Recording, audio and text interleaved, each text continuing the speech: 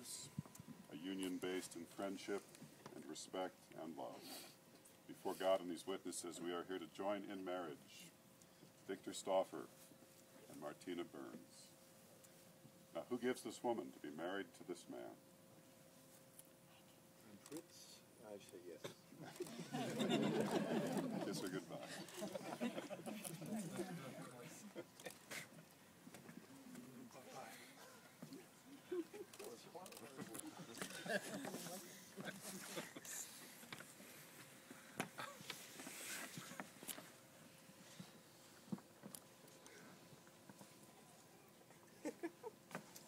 I'm thinking about it. Now, before I take these two through their vows, let me say just a few things about marriage.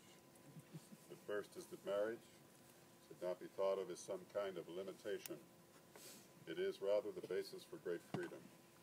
A freedom we call friendship. A long and lasting friendship in which each person can be who he or she really is. And there's not only the freedom to be, but also the freedom to become. Good friendship allows each person to grow and change, and relationships are strengthened by healthy growth and change. Secondly, what has brought Vic and Tina to this place of marriage? Such things as mutual respect and understanding, as well as a deep and abiding passion. What has brought them here will go with them from here. And for this reason, their love for each other will endure and will grow through the circumstances of life, which can be adverse. So in times of weakness, they will provide each other strength. And in times of sorrow or loss, they will provide each other comfort and hope. In this way, they will complement each other through the seasons of life. And I'm fully aware that they're not listening to a word.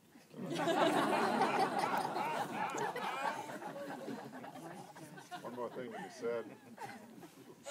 From their promises today to love and care for each other will come a spiritual bonding, a deep union that goes beyond words.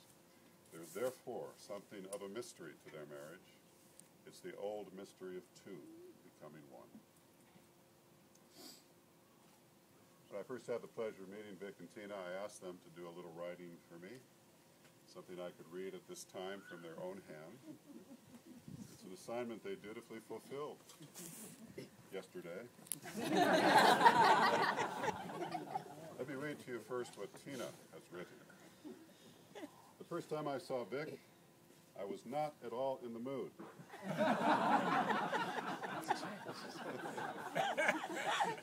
There's more to the sentence. I was not at all in the mood for having anything to do with men, period. I was on crutches after knee surgery, out of work for quite some time because of the injury. It was a miserable, cold, and gray Marin County evening, and I was dressed in old sweatpants. And there he was, sitting in a fat old brown leather chair at Brent's house, watching TV and smiling. Who knew that day that this man would turn my world upside down? Everybody was watching American Idol that night.